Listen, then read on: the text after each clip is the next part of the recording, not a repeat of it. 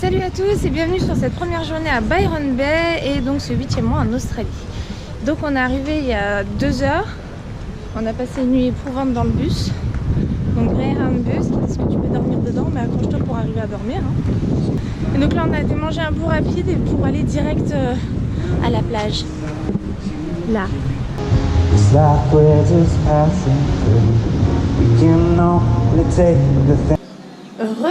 Alors, on est donc à, j'allais dire Brisbane, non, on est où? On est à Byron Bay, c'est ça. On est à Byron Bay sur la première journée et j'ai changé ma chambre parce que c'était pas possible, voilà. Donc on est arrivé sur un female dorm, donc une chambre de 6, dortoir féminin, et on avait les lits du haut. Forcément, hein, c'est toujours ceux qui restent, donc tant pis, c'est pas grave. À Sydney, on avait aussi les lits du haut et ça allait très bien. Sauf que là, les lits étaient pas foutus pareil. Et bon, bah voilà, on peut-être penser que je suis stupide ou vraiment pas douée, mais j'arrivais pas à descendre du lit. Voilà.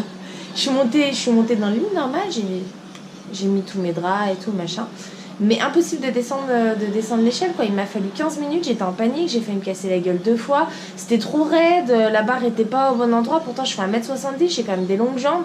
J'arrivais pas à... Bref, il a fallu que je me fasse aider pour descendre, du coup je leur ai demandé de me trouver une autre solution, quoi. Donc il y avait pas d'autres dortoirs féminins de dispo avec des lits du bas. Parce que c'était possible d'être dans un dortoir mixte, mais c'est mort. Voilà. Donc elle n'avait pas d'autre option à m'offrir, et comme j'étais bien fatiguée parce qu'on a passé toute la nuit dans le bus et c'était horrible, on n'a pas réussi à dormir, parce que le bus était plein, donc on était vraiment toutes les deux sur la même rangée, quoi. Et il n'y a pas assez d'espace, quoi, clairement. C'est comme dans l'avion, en fait, ouais, c'est ça. T'imagines que tu passes, on a passé 13 heures dans l'avion, voilà. Et on a essayé de dormir, on a grappillé quelques heures, sauf que la différence quand même, c'est que l'avion ne s'arrête pas. Il va d'un point A à un point B. Là, le bus s'arrêtait tout le temps, sortait des passagers, rentrait des passagers, enfin bref. Donc la nuit a été courte et j'avais vraiment envie d'avoir un petit peu de confort. Donc j'ai pris une chambre pour juste toutes les deux, quoi. Voilà. Et j'ai rajouté $90 pour les 2 nuits.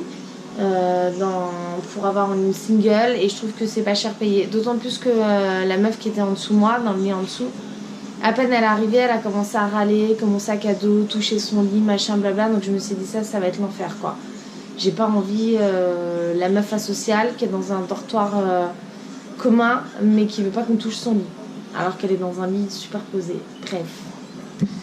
Donc voilà, du coup j'ai préféré qu'on se repose parce que demain on doit aussi se lever tôt, on fait du kayak. Et après-demain on doit aussi se lever tôt parce qu'on va faire le check-out et partir à Brisbane.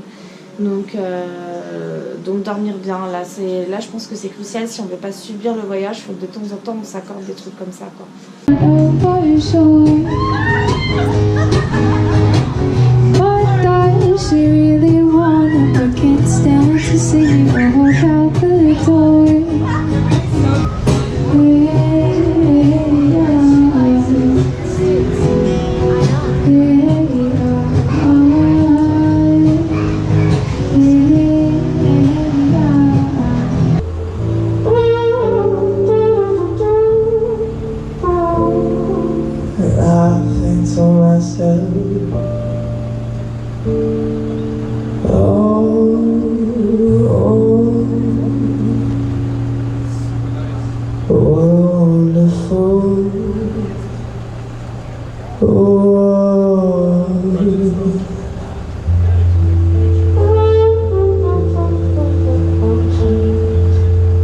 Salut à tous et bienvenue sur cette deuxième journée à Byron Bay.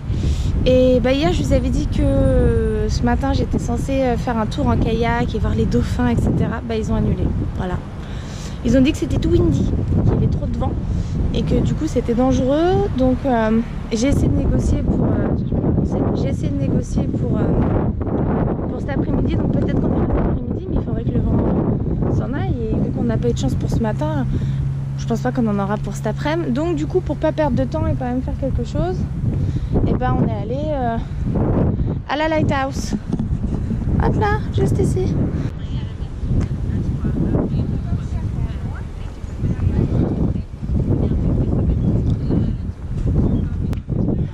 Ouais, t'as un lookout à 300 mètres, une plage à 650 mètres, une autre plage à 700 mètres. Bah, c'est la plage où on était censé aller.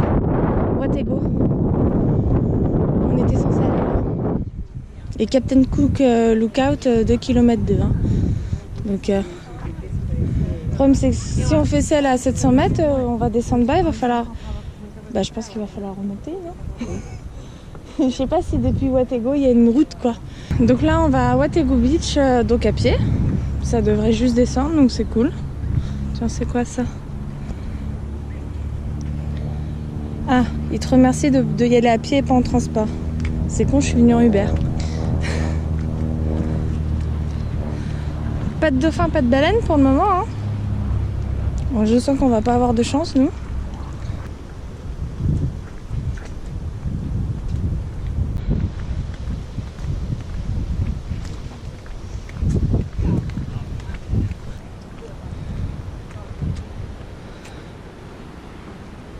Alors, il n'y a rien à faire à la mode de Paris et je te mets des cadenas et machin, ça vient partout. Hein. J'en ai vu plusieurs ici déjà, enfin en Australie.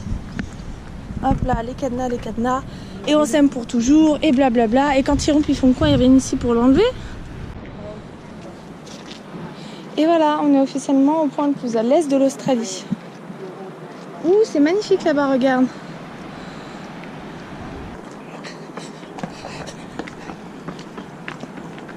Putain, elle est déterminée, elle.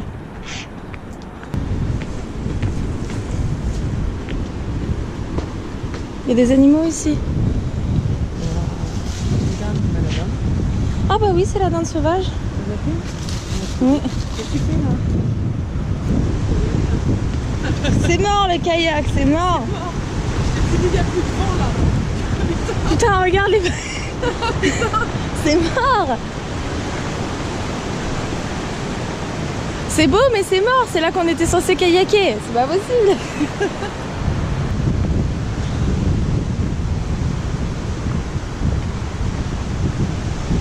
Oh là là. Tout est joli sur le chemin, tout est joli. Alors on souffre quand on le fait à l'aller, j'imagine. Nous on l'a pas fait. Oh, excuse-moi. Welcome. Oui, elle va plus vite que moi, c'est la vie. Hein. Mais si on est flemmard comme nous, bah on prend Uber pour aller au phare et puis après on fait le chemin en descendant. Voilà. Voilà, donc il te dit c'est ici que tu peux voir les baleines et les dauphins.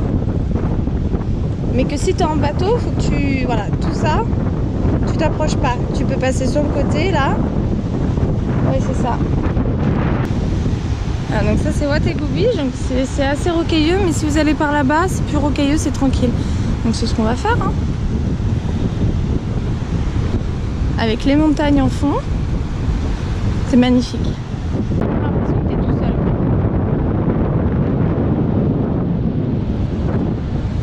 Donc ici, pour que vous sachiez, vous avez aussi là-bas un coin pique-nique, barbecue, énormément des toilettes. Et puis après, bon, on va se poser tranquille quoi. Je pense qu'on va, on va juste buller puisqu'on n'a pas de kayak. Donc c'est là qu'on était censé aller avec le kayak. Une bonne température et pas chaud. Ouais.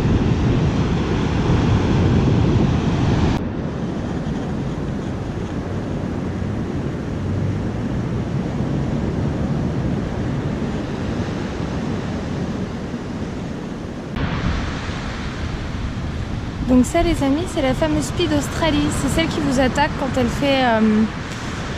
quand elle a des œufs à garder tout simplement, quand elle a ses bébés à surveiller. Qu'est-ce que tu veux toi? J'ai pas à manger hein. Ils sont habitués aussi à ce que les humains les nourrissent, donc des fois ils viennent un peu trop près quand même. Alors on va faire un petit barbecue, mais apparemment la dinde est prête à se faire cuire. Elle attend tranquille. Donc voilà, hop là, j'ai fait des courses. Il n'y a plus qu'à attendre que ça cuise. Ah bah non, j'ai pris un Uber, c'est loin maman. T'as mis le sel? Ah non, pas encore. Donc du coup, on utilise les deux plaques parce qu'on va cuisiner pour ce midi puis pour ce soir. Donc en fait, c'est tout simple pour allumer, vous appuyez sur Start.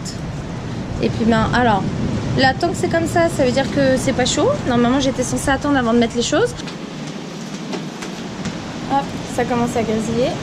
Hop. Ah, on n'y est pas encore, mais ça va le faire. Donc comme vous avez vu, on a mis des feuilles d'aluminium, comme ça on n'a pas besoin de nettoyer après. Ça cuit, ça cuit.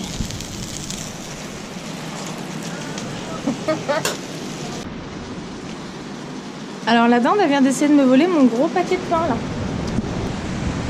Du coup, elle est venue dans mon sac Aldi, elle a essayé de le choper. Ah, elle est là.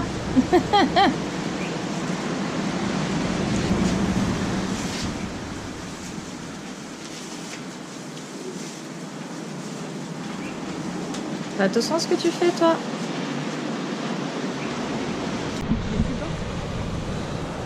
Bon, on a loupé le coucher de soleil. Ça y est, c'est fini. Tu fais des dés avec des histoires de maïs.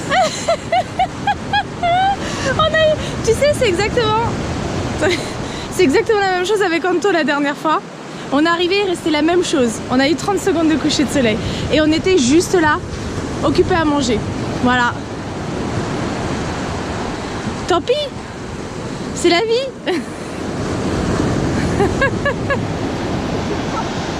I can't take this place. I can't take this place. I just want to Elle a mis des chaussettes ce soir. go where I can get some space. Alors à Byron Bay, la police elle est à cheval. Et les chevaux, ben, ils ont le petit habit de policier aussi. Oh, regarde les pattes. Ils ont des signalisations aux pattes pour que ça réfléchisse la lumière. Comme des feux.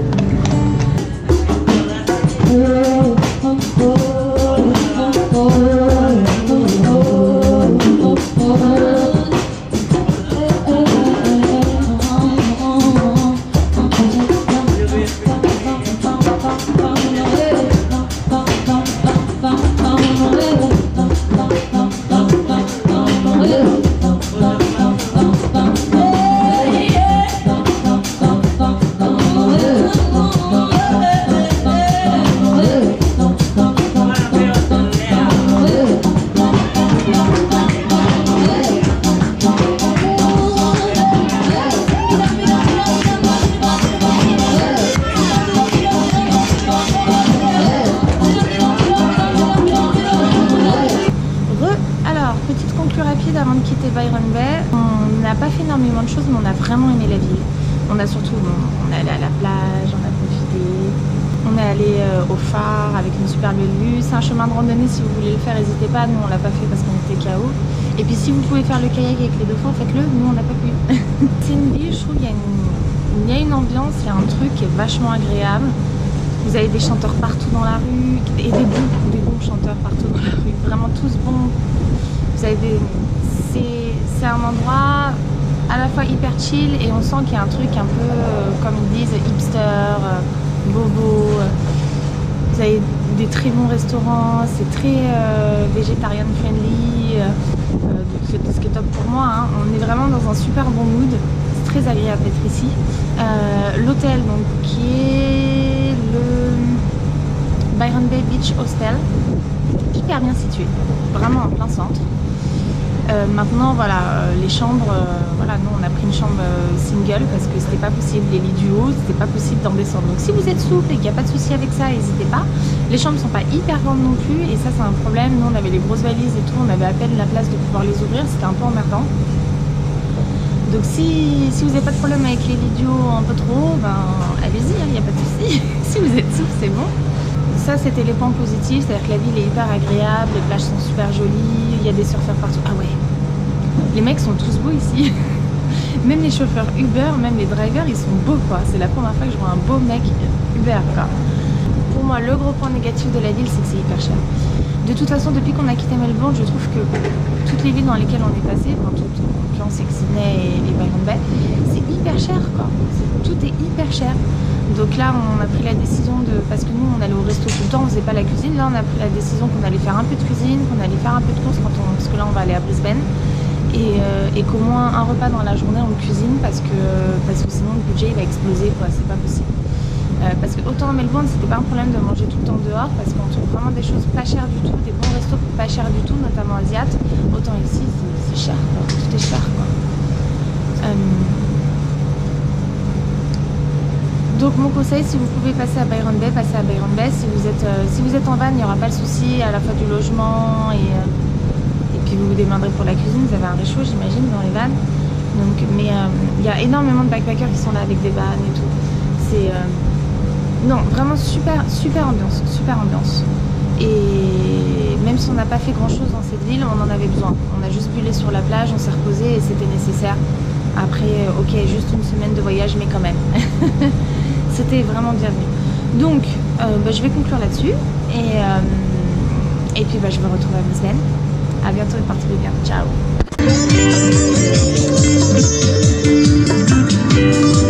Ciao.